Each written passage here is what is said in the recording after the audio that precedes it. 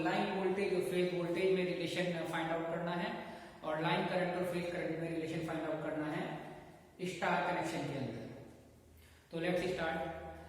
सबसे पहले हमें समझना होगा कि जो हमारा 3 फेज सप्लाई सिस्टम है उसमें हम 3 फेज सप्लाई सिस्टम को 2 तरीके से कनेक्ट कर सकते हैं जो 3 फेज सप्लाई आती है।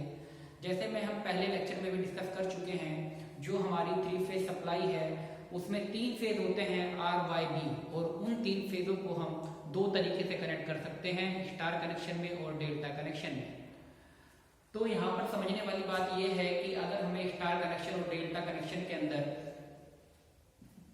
जो सबसे इंपॉर्टेंट टर्म्स हैं वो हैं हमारी लाइन वोल्टेज और फेज वोल्टेज। तो सबसे पहले तो हमें समझना होगा कि लाइन वोल्टेज और फेज वोल्टेज क्या होती हैं और इन दोनों में क्या डिफरेंस होता है।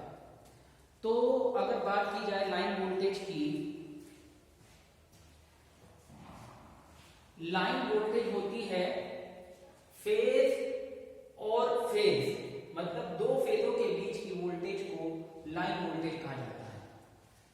कहने का मतलब यह है, यहां पर जैसे हमारी 3 फेज हैं R, Y और B, तो अगर हम 2 फेजों के बीच में वोल्टेज मेजर करेंगे तो वो हमारी लाइन वोल्टेज होगी। वो फेज हमारे R और Y भी हो सकते हैं, Y और B भी हो सकते हैं और R और B भी हो सकते हैं। तो 2 फेजों के बीच में जब भी वोल्टेज मेजर की जाएगी वो हमारी लाइन वोल्टेज कहलाएगी। अब हम बात करते हैं फेज वोल्टेज की, कि फेज वोल्टेज होती क्या है और इसको कैसे मेजर किया जाता है। जब भी हम वोल्टेज को सर्किट के अंदर, जब भी वोल्टेज को हम सर्किट के अंदर न्यूट्रल पॉइंट के रेफरेंस में मेजर करेंगे तो वो वोल्टेज हमारी क्या होगी, फेज वोल्टेज होगी। लाइक अगर हम, ये हमारा फेज है, ये हमारा न्यूट्रल है, इन दोनों के बीच में जो वोल्टेज मेजर की जाएगी वो हमारी फेज वोल्टेज होगी। अगर हम R और N के बीच में वोल्टेज मेजर करेंगे फेज वोल्टेज आएगी, Y और N के बीच में वोल्टेज मेजर करेंगे तो ये हमारी फेज वोल्टेज आएगी, B और N के बीच में अगर हम जो वोल्टेज मेजर करेंगे वो हमारी फेज वोल्टेज आएगी। तो साफ साफ मतलब सर्किट से हमें पता चल रहा है, जब हम 2 फेजों के बीच में वोल्टेज मेजर करते हैं तो वो हमारी लाइन वोल्टेज होती है। जब हम फेज और न्यूट्रल के बीच में वोल्टेज मेजर करते हैं तो वो हमारी फेज वोल्टेज होती है। अब यहाँ पर हमें जो पढ़ना है फेज वोल्टेज और लाइन वोल्टेज में रिलेशन, फेज करंट और लाइन करंट में क्या रिलेशन होता है स्टार कनेक्शन के अंदर, वो चीज हमको फाइंड आउट करनी है। अब देखिएगा, ये हमारा स्टार कनेक्शन है। तो स्टार कनेक्शन के अंदर जो हमारी लाइन है, जो हमारा फेज है, वो तीनों के तीनों किसमें है, सीरीज में है। ये फेज और ये लाइन हमारी किसमें है, सीरीज में है। ये फेज और ये लाइन हमारी किसमें है, सीरीज में है। ये फेज और ये लाइन हमारी किसमें है, सीरीज में है। तो जब ये सीरीज में है तो इसलिए हम यहाँ पर कह सकते हैं line current is equal two phase current. मतलब स्टार कनेक्शन के अंदर लाइन करंट फेज करंट के इक्वल होती है। कहने का मतलब ये है, क्योंकि यहाँ पर जो हमारी फेज है और लाइन है दोनों की दोनों किसमें है, सीरीज में है, इसलिए स्टार कनेक्शन के अंदर लाइन करंट फेज करंट के इक्वल होती है। अब हम समझेंगे लाइन वोल्टेज और फेज वोल्टेज में क्या रिलेशन होता है ना। लाइन वोल्टेज और फेज वोल्टेज में क्या रिलेशन होता है।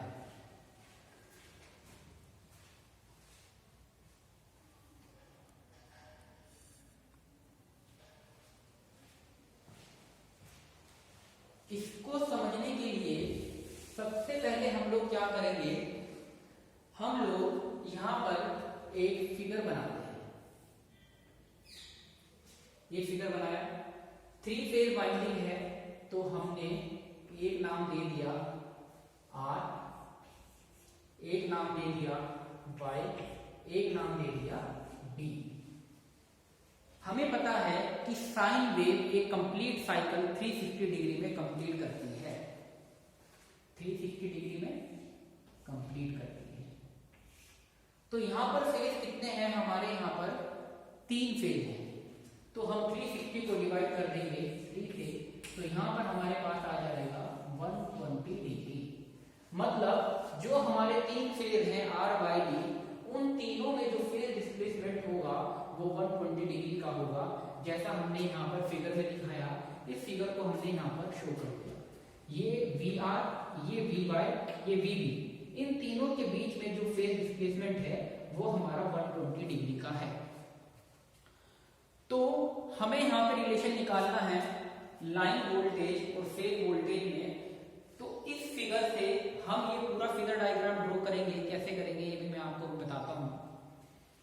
तो सबसे पहले हमने क्या करा, वी आर, वी वाई और वी बी, ये तीन हम लोगों ने फेज डिस्प्लेसमेंट बना लिया जो स्टार के केस में हमारे पास निकल के आया। उसके बाद हमने क्या किया, वी आर के अपोजिट में एक हमने लाइन खींची जिसे हमने नाम दिया माइनस वी आर। वीबी के अपोजिट में हमने खींचा माइनस वीबी और वी वाई के अपोजिट में खींचा माइनस वी वाई। मतलब कहने का ये है कि वी आर के अपोजिट में हम एक लाइन खींचेंगे जिसे नाम देंगे माइनस के वी आर, वीबी के अपोजिट में एक लाइन खींचेंगे जिसे नाम देंगे माइनस के वीबी, और वी वाई के अपोजिट में भी एक लाइन खींचेंगे जिसे नाम देंगे वी वाई। तो इस तरीके से हमने जो भी हमारे पास तीन वोल्टेज आई थी स्टार के केस में, V R, V Y, V B, उनके अपोजिट में हमने लाइन खींची है। जैसे वीबी के अपोजिट में माइनस वीबी, वी आर के अपोजिट में माइनस वी आर और वी वाई के अपोजिट में माइनस वी वाई। अब हमने 10th क्लास में समांतर चतुर्भुज का नियम पढ़ा है, तो उसमें अगर हमारे पास कोई दो कंपोनेंट है, एक कंपोनेंट ए है, एक कंपोनेंट बी है, और इसका रिजल्टेंट हमें x निकालना है, तो इस रिजल्टेंट x को निकालने के लिए हमें क्या करना होता है, इसका रिजल्टेंट आता है अंडर रूट का a स्क्वायर प्लस का b स्क्वायर प्लस का 2ab कोस थीटा। ये हमारा फाइनल फॉर्मूला निकल के आता है। तो यहाँ पर हम फिगर में क्या करेंगे, जब हमारे पास ये दो कंपोनेंट आ गए थे वी वाई और वी बी, तो हमने वी वाई के पैरेलल में ये लाइन खींची, वी बी के पैरेलल में ये लाइन खींची, और जो हमारे पास रिजल्टेंट निकल के आया वो आया वी वाई बी। वो हमारे पास क्या कंपोनेंट निकल के आया, वी वाई बी। इसी तरीके से हमने वी वाई के पैरेलल में एक लाइन ये खींची, वी आर के पैरेलल में एक लाइन ये खींची, रिजल्टेंट निकल के आया वी आर वाई। ऐसे ही वी आर के पैरेलल में हमने एक लाइन ये खींची, वी बी के पैरेलल में एक लाइन ये खींची, रिजल्टेंट निकल के आया वी बी आर। तो हम यहाँ पर किसी एक को डिस्कस कर लेंगे, बाकी का सेम वैसा ही होगा। अब सपोज करो हमें कैलकुलेट करना है वी वाई बी, तो वी वाई बी को कैलकुलेट करने के लिए हम लोग क्या करेंगे, हमारे पास दो कंपोनेंट हैं, एक ये वी बी है और ये वी वाई है। तो इसको हमने x मान लिया, इसको हमने a मान लिया, इसको हमने b मान लिया, डायरेक्ट इस फॉर्मूले में वैल्यू पुट कर देंगे। तो v बाई बी आ जाएगा अंडर रूट का माइनस का vb का स्क्वायर प्लस का vy का स्क्वायर प्लस का 2vb by cos 60, क्योंकि इन दोनों के बीच का एंगल क्या है, 60 डिग्री है। अब हमें पता है v बाई बी दो फेजों के बीच की वोल्टेज है, तो ये हमारी लाइन वोल्टेज कहलाएगी, इसलिए हमने यहाँ पे vn लिख दिया। vb क्या है, फेज और न्यूट्रल के बीच की वोल्टेज है, तो इसलिए यहाँ पर ये हमने फेज वोल्टेज लिख दिया। वी वाई हमारी क्या है, फेज और न्यूट्रल के बीच की वोल्टेज है, तो हमने यहाँ पर वीपी लिख दिया। इसी तरीके से यहाँ पर हम वीपी और cos 60 की वैल्यू क्या लिख दी, 1/2। 2 से 2 कैंसिल आउट हो गया, तो VL इक्वल टू निकल के आ जाएगा अंडर रूट वीपी का स्क्वायर प्लस वीपी का स्क्वायर प्लस वीपी का स्क्वायर। तो यहाँ से अगर हम इसको सिंप्लीफाई करने के बाद हमारे पास आ जाएगा VL is equal to root 3 VP का स्क्वायर। अगर इसको हम सिंप्लीफाई तरीके से देखें तो हम इसको इस तरीके से सिंप्लीफाई कर सकते हैं, VL is equal to under root 3